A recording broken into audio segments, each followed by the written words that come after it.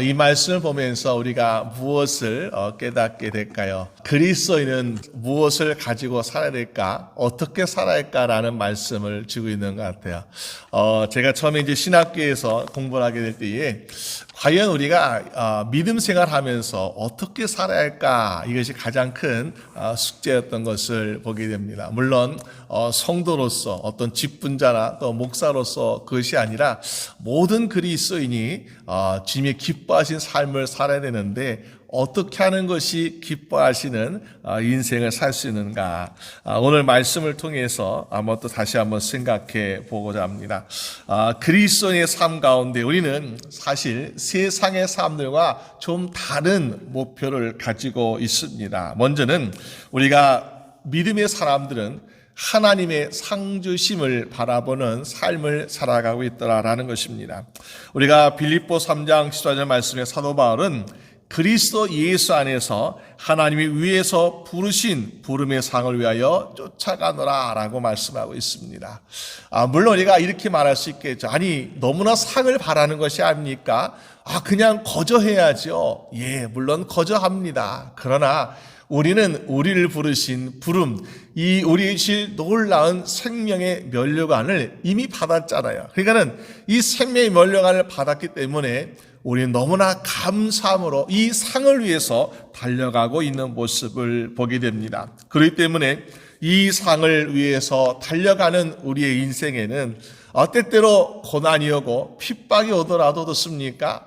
그 상과는 비교할 수 없는 것이요. 그러니까는 너무나 감사하고 또 인내할 수 있고 또 기쁨하는 인생을 살게 되더라라는 것입니다. 그래서 악인의 삶은 허무하되 왜? 악인의 삶은 비록 많은 성을 쌓고 높은 명예와 권세를 가지고 있다 할지라도 허무하다, 없어지는 거예요. 그런데 우리의 상급은 빼앗을 수 없는 것이고 빼앗길 수도 없는 것이요. 그렇기 때문에 우리의 상급, 생명의 면류관은 아무도 막을 수 없어서 우리가 그 생명의 면류관을 위해서, 천국을 위해서 달려갈 수 있는 여러분 되시기를 주님의 이름으로 축원합니다.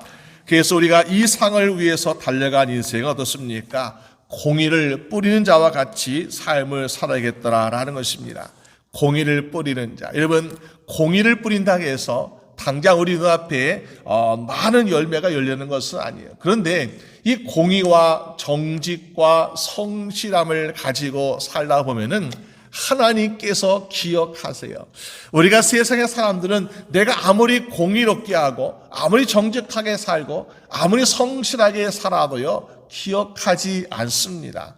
그것을 인정하지 않는 것 같아요. 오히려 때로는 편법을 쓰고 또 때로는 속이기도 하고 그런 사람들이 당장 눈앞에 보이는 재물과 높은 명예를 갖게 되니까 그런 사람들을 보호할 때가 있습니다. 그러나 하나님은 어떤 하나님이세요? 우리의 심는 대로 거두게 하신 하나님이시다. 그러므로 우리가 무엇을 심든지 믿음 안에서 심는 것, 하나님 안에서 심는 것은 하나님이 30배, 60배, 100배 이상의 결실을 맺게 될 줄로 믿습니다.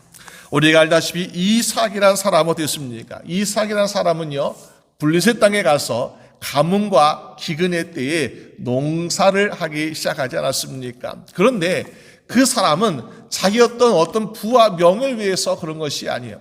하나님 말씀에 순종해서 믿음으로 씨앗을 심었어요. 정말 내가 농사를 지을 수 있을까? 이거 지은다고 해서 내가 좋은 열매를 맺을 수 있을까? 걱정도 많았겠지요. 그런데 하나님이 너 한번 농사 지어봐라. 네, 하나님 순종하겠습니다 하고 심었는데 보니까는 100배 되는 결실을 맺게 되더라는 것입니다. 하나님께서 그런 열매를 주신다는 거죠. 우리에게는 어떤 사명이 있을까요? 우리는 심는 사명. 공의를 뿌리고 복음을 뿌리고 우리는 정말 인자와 성실로 계속해 심다 보게 되면은 자라게 하시고 열매 맺는 것은 하나님께서 도우시는 줄로 믿습니다. 그래서 우리의 뿌리는 이 믿음의 씨앗들 잘 뿌릴 때에 하나님께서 도우시 말미암아 풍성한 열매를 거둘 수 있는 여러분 되시기를 주님의 이름으로 축원합니다. 또 두 번째 보니까는 19절에 공의를 굳게 지키는 자는 생명에 이른다라고 말씀하고 있습니다. 믿음으로 살다 보니까 우리에게는 생명이 우리 앞에 다가오고 있다는 것입니다. 어떤 사람은 야, 네가 정말 그렇게 믿음으로 산다고 해서 너에게 유익이 되는 것이 무엇이 있겠느냐.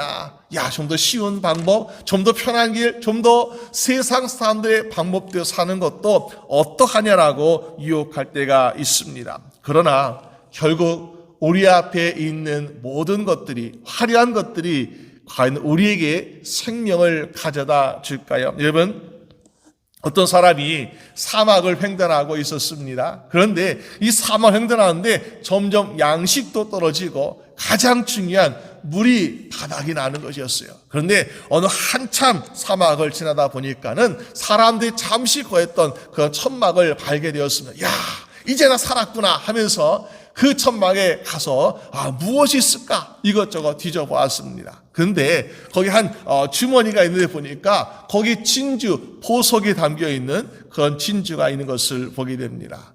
이 사람이 기뻐했을까요? 실망했을까요? 진주, 보석 얼마나 좋아요. 그런데 이 사람에게는 실망이 되더라는 것이죠. 당장 그 사람을 살릴 수 있는 것은 생명의 생명수인데 그것이 없으니까 아무리 화려한 진주가 있다 할지라도 실망스러운 허무한 인생이 될 수밖에 없더라라는 것입니다. 우리 인생 가운데 날마다 우리에게 생명수를 주시는 주님이 함께 하시기 때문에 주님의 생명수로 말미암아 우리가 갈급하고 정말 목마르지 않는 인생 되어서 생명의 인생을 살아가는 여러분 되시기를 주님의 이름으로 축원합니다. 그러기 위해서는 공의를 굳게 지키는 자, 믿음으로 말씀으로 살아간 자가 되었다는 것을 보여주고 있습니다. 그러는 가운데 우리 어떤 것을 얻게 됩니까? 우리는 하나님의 기뻐하심을 받게 되는 인생을 살게 되더라라는 것입니다. 20절 말씀 보니까 행위가 온전한 자는 그의 기뻐하심을 받느니라. 온전한 자. 여러분, 우리가 세상에서 허물도 잘못도 실수도 죄도 안 짓는 사람이 어디 있겠습니까? 그런데 하나님 보시기에 여호와께 마음이 굽은 자는 여호와께 믿음 받지만은 그러나 행위가 온전한 자, 어떻게 해가 행위를 온전하다라고 말할 수 있겠습니까? 우리가 하는 모든 실수, 모든 허물이 있잖아요. 그렇지만은 하나님의 말씀, 하나님의 뜻대로 살아가려고 할 때는 어떻습니까? 하나님께서 야, 너 그래도 참 온전하게 살려고 하는구나. 하나님께서 인정해 주시다라는 것입니다. 우리가 인생에 살면서 얼마나 많은 실수 허물이 있습니까? 특히 우리가 보기에요, 다윗 같은 사람은 얼마나 큰 죄를 지었어요. 살인죄, 간음죄, 정말 많은 살인을 저지른 그런 사람이지 않았습니까? 인간적으로 볼 때는요, 행위가 결코 온전하지 못합니다. 그런데 하나님께서 내 마음에 합한 자라고 끝까지 붙들어 사용하신 이유가 무엇입니까? 하나님 보시기에는 온전하다는 거야. 왜 온전할까요? 우리의 허물과 우리의 죄악이 많지만은 그러나 자복하고 회개하고 나아가기 때문에, 회개함으로 용서함 받기 때문에 하나님 보시기에 온전하라고 말할 수 있는 것입니다. 여러분, 우리가 만약에 피카소나 아니면 미켈란젤로라든지 아니면 유명한 화가의 그림을 본다면요, 그 사람이 야, 나는 아주 멋있는 그림을 그릴 거야, 세상에서 정말 가장 인기 있고 가장 존경하는 그런 그림일 거야 하면서 마음 먹고 뚝딱 해가지고 1시간 만에 그렸을까요? 그러지 않았을 것 같아요. 그 하나의 작품을 만들기 위해서 이렇게도 칠해보고 저렇게도 칠해보고 또 몇 날 며칠을 밤새 고민하면서 덧칠을 계속해서 하고 하는데 보니까는 어느 순간에 사람들, 야, 이 그림은 정말 흠을 잡을 데가 없구나, 이 그림은 정말 가치를 매길 수 없을 정도로 놀라운 그림이라면서 칭찬할 수밖에 없는 그림이 되고 있지 않습니까? 우리의 인생, 태어나면서부터 우리가 허물도 없고 죄도 없고 또 자라면서 실수도 하지 않는 완전한 인생은 결코 없지요. 때로는 실수가 많아요. 거짓말도 하고 잘못도 하고 미움도 하고 질투도 하고 얼마나 많습니까? 욕심도 많고. 그런데 하나님의 용서하심으로 십자가 보혈로 덮어지니까 어떻게 해요? 하나씩 하나씩 허물이 덮여지니까 나중에 볼 때는 야, 너는 흠이 없구나, 온전하구나, 하나님이 만족하실 정도로, 기뻐하실 정도의 인생을 우리가 살아가고 있더라라는 것입니다. 여러분, 오늘 우리의 힘으로, 우리의 행위로 살아간 인생이 아니라 예수 그리스도의 보혈의 능력으로 살아 말미암아 하나님 보시기에 우리 모든 허물과 죄가 다 덮여져 가지고 예수 그리스도의 의로 덮여져서 너희가 참으로 온전하구나 라고 인정받게 되는 죄분 되시기를 주님의 이름으로 축원합니다. 그런 인생 하나님께 어떻게 하십니까? 우리에게 날마다 복을 주시는데 우린 비록 실수가 많지만은 그래도 말씀으로 살아가려고 하는 인생에게 신명기 28장에 말씀하고 있죠. 야, 너희가 말씀을 듣고 지켜 행하면, 이라고 행하면, 완전하다라고 말씀하지 않았어요. 너희가 완전하면 내가 복을 줄 거야. 이것이 아니라 말씀을 듣고 지켜 행하면 너에게 성읍에서도 복을 받고 너의 자녀도 복을 받고 너의 땅에서 나는 모든 것도 복을 받고 너의 짐승과 너의 광주리와 너 떡반죽 그릇도 다 복을 받아 하나님께서 약속하고 계시지 않습니까? 여러분, 우리가 하나님 나 완전해요, 나 흠이 없어요, 이거 하라는 거 아니에요. 하나님 내가 부족합니다, 나 실수 많고 허물 많습니다. 그래도 오늘 하나님 말씀 듣고 하나님 말씀대로 살려고 합니다. 이러는 저 여러분 되어서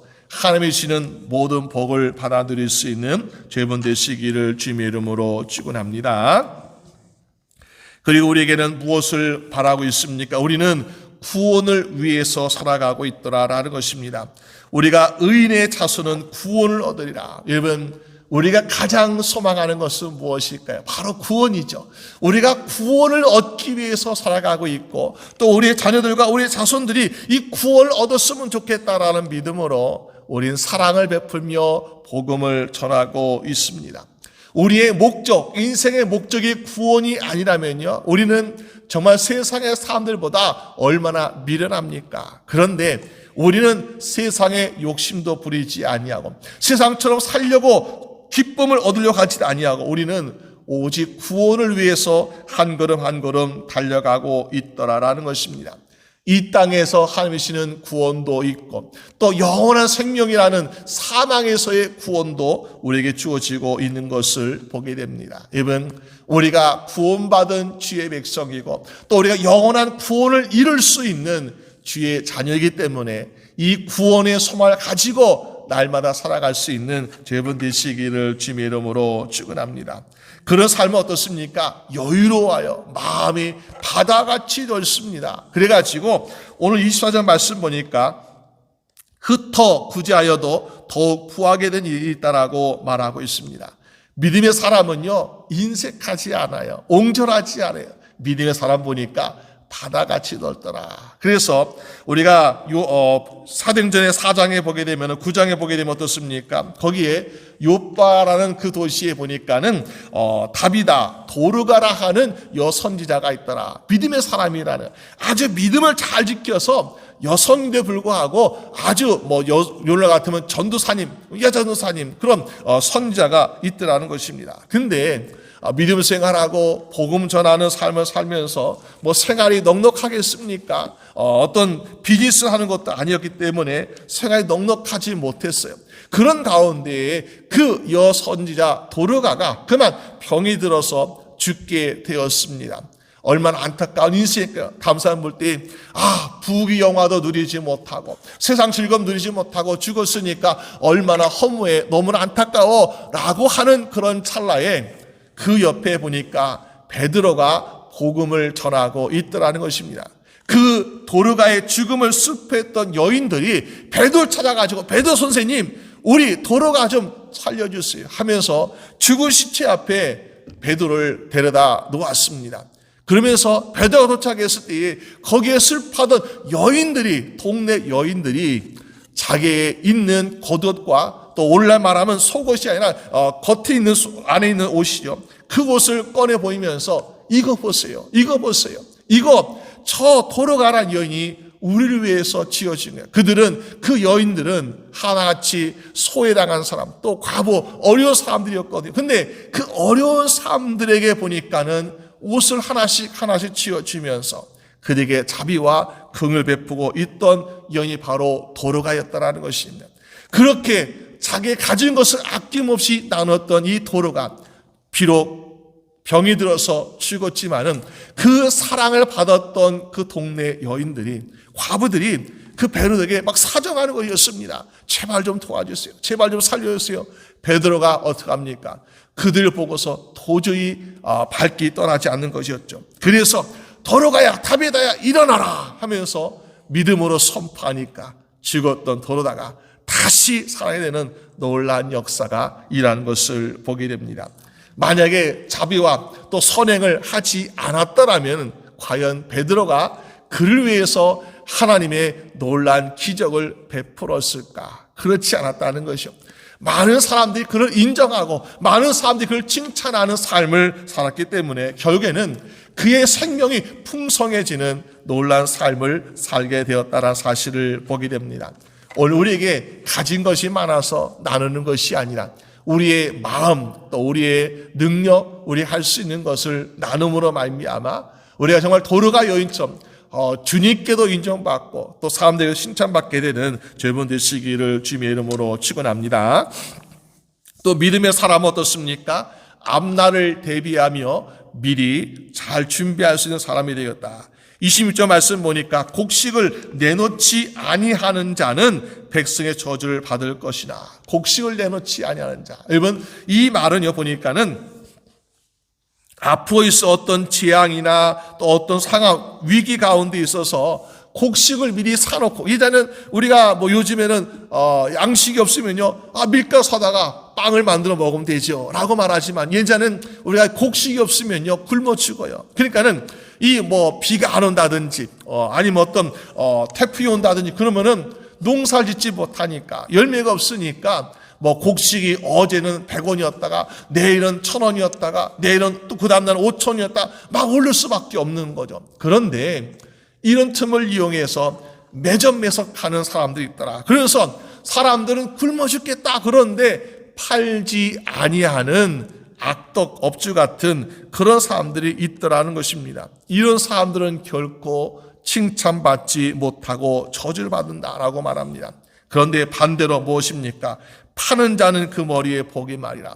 아니 거저주면 더 좋지요. 하지만은 그 위기의 순간순간에 어떻습니까? 팔 수 있는 자. 왜? 미리 다 준비되어 있기 때문에. 미리 사람들이 배고플 때 준비한 것이 아니라 다른 사람들 흥청망청 쓰고 있을 때에 준비하는 거야. 여러분 요셉이 그러지 않았습니까? 요셉이 애굽의 왕 앞에서 꿈을 해석해 줄 때에 왕이시여, 왕이 꾸었던 꿈은 앞으로 7년 동안 이 땅에 풍년이 있을 것입니다.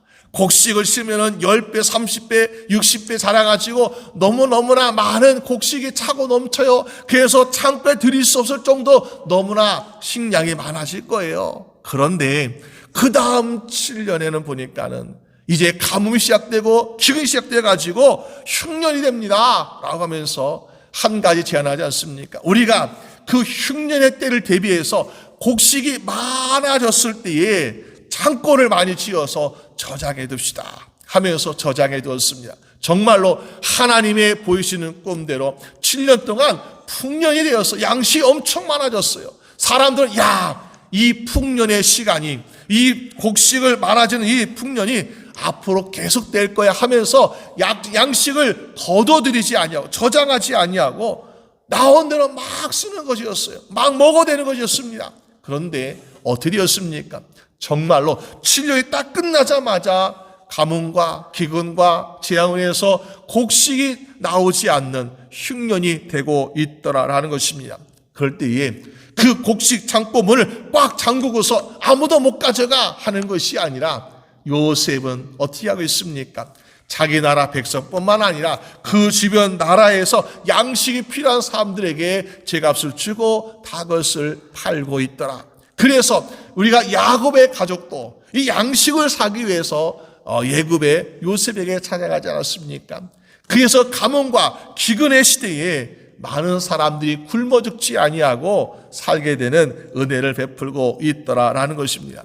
그럴 때에 여러분 요셉은 어떤 사람이었습니까? 정말 아버지 야곱으로부터 축복받은 사람이요, 하나님으로부터 복을 받는 사람이요. 그래서 우리가 야곱의 12아들을 보면은 어떻습니까? 12아들, 나중에 야곱이 다 그들에게 축복이잖아요. 그런데 요셉에게는, 요셉은 장남도 아니었어요. 그런데 요셉에게는 더블 2배의 축복을 주어서, 야, 내가 너 대신 너의 2아들 내 양대 삼아가지고 내가 너의 2아들에게 복을 주라면서 요셉의 2아들, 그래서 결국 이스라엘의 축복을 주고 있더라라는 것입니다. 여러분, 우리가 나누고 베푸는 자, 우리가 당장 손해보는 것 같고 좀 더 이익을 누리지 못하는 아쉬움도 있죠. 하지만은 우리가 앞날을 준비해서 또 예비하고 또 정말 필요할 때에 나누고 베풀 수 있는 사람에게 하나님께서 요셉의 자녀들 같은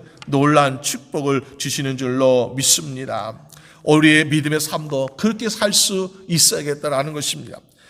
우리 30절 말씀 보니까는 의인의 열매는 생명나무라 지혜로운 자는 사람을 얻느니라고 말씀하고 있습니다.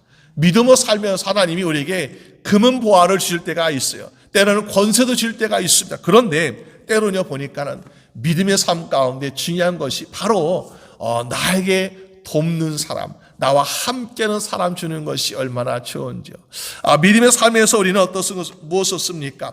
우리가 때때로 믿음 생활 한다고 해서 나는 고난도 없고 나는 환난도 없다라고 우리는 자신할 수 없어. 오히려 믿는 생활 가운데에 더욱더 고난이 많을 수도 있고 환난이 많을 수도 있어요. 그때에 눈에 보이지 않는 하나님이 절대적으로 중요하지만은, 그러나 지금 당장 내 옆에서 나를 위해서 좀 격려해주고 칭찬해주고 나를 위해서 기도해줄 수 있는 그런 옆에 있는 동역자 같은 사람, 그런 사람이 있다면 얼마나 힘이 되고 있습니까? 여러분, 그런데요, 하나님께서 살아가시는 사람들에게는 그런 사람들을 붙여주고 있더라는 것이요.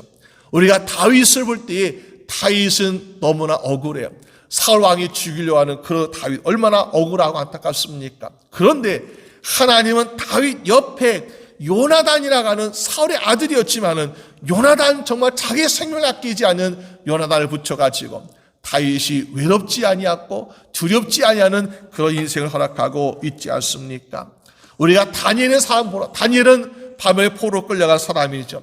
얼마나 억울합니까? 얼마나 고생스럽습니까? 그렇지만은 이 다니엘이 힘들 때마다 그를 위해서 기도해 주었던, 함께 믿음으로 문제를 해결하고자 했던 다니엘의 세 친구가 있었기 때문에 다니엘도 얼마나 든든해하고 있었습니까?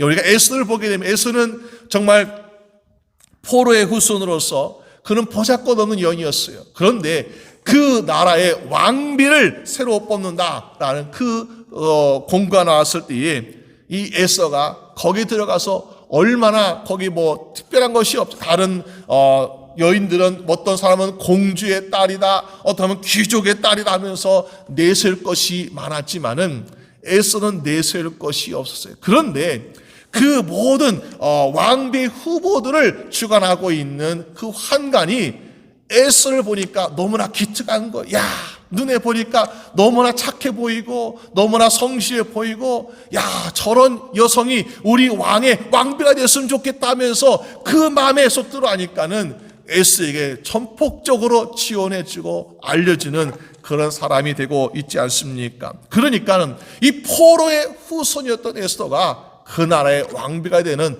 놀라운 기적이 일하고 있다는 것이죠. 우리가 믿음 생활하면서 과연 우리 힘과 우리 가진 능력과 지식으로는 과연 성공할 수 있을까? 그런데 결코 그렇지 않더라.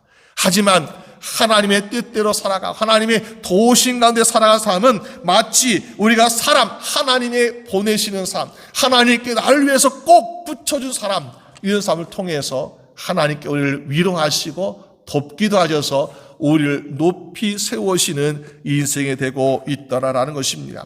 여러분, 우리가 이 땅에서도 그런 복을 받을 것이고, 우리가 정말 하나님께서 주시는 영원한 상급, 영원한 면류관, 영원한 생명도 얻게 되는 삶을 살게 된 줄로 믿습니다. 우리가 세상의 사람들과 다르게 살다 보면 오늘 말씀하고 있는 것처럼 하늘의 상을 바라보고 생명을 소유하고 우리가 정말 하나님의 뜻대로 살아감을 말미암아 선한 행위와 선한 믿음으로 살아가게 될 때에 하나님께서 여러분들에게 놀라운 생명의 열매들을 풍성하게 주시는 복된 인생 될 줄로 믿습니다. 오늘 저희분들 그렇게 살아가시기를 주님의 이름으로 축원합니다. 우리 함께 기도드리겠습니다. 하나님 아버지 감사합니다. 의인의 삶이라는 것이 편하지도 아니하고 고난과 고통이 많은 것을 보게 됩니다. 의인의 삶이라는 것이 사람들의 칭찬과 인정받는 것이 아니라 때로는 비난받기도 하고 때로는 억울한 일을 당하기도 합니다. 그러나 의인의 삶을 살고자 할 때에 하나님께서 우리에게 믿음의 사랑을 붙여주시고 모든 환경과 조건을 하나님께서 역사하셔서 하나님의 놀라운 능력이 나타나는 인생이 되게 하시는 것을 주여 믿습니다. 오늘 하루도 하나님의 말씀, 하나님의 뜻대로 살아갈 수 있도록 인도하여 주시옵소서. 비록 우리의 능력이 부족하고 우리의 소원이 부족하지만은 그러나 우리가 말씀대로 살고자 하는 그 믿음 가지고 살아갈 때에 하나님께서 우리에게 생명도 허락해 주시고 또 우리에게 정말 모든 능력과 지혜도 도와주셔서 하나님의 주신 모든 일들을 능히 감당할 수 있게 하여 주시옵소서. 우리 인생은 허물과 죄악으로 너무나 부족합니다. 우리의 한 부분을 다 들춰보면은 모든 것이 하나님의 기뻐하시지 않는 인생인 것을 보게 됩니다. 그러나 오늘도 하나의 문제를 가지고 오늘도 하나의 허물을 가지고 우리 주 예수의 보혈로 용서해 주시기를 구합니다. 우리가 용서함 받았을 때 우리의 모든 더러워진 그분들이 깨끗하게 씻겨져서 하나님 보시기에는 온전한 인생 될 줄로 믿습니다. 날마다 주의 볼로 주 앞에 온전히 나갈 수 있도록 인도하여 주시옵소서. 그래서 우리의 모든 인생 하나님 보시기에 기뻐하신 인생 되어서 주님이 주시는 모든 축복을 날마다 누릴 수 있도록 인도하여 주시옵소서. 감사드리옵고 우리 주 예수 그리스도의 이름으로 기도드립니다. 아멘.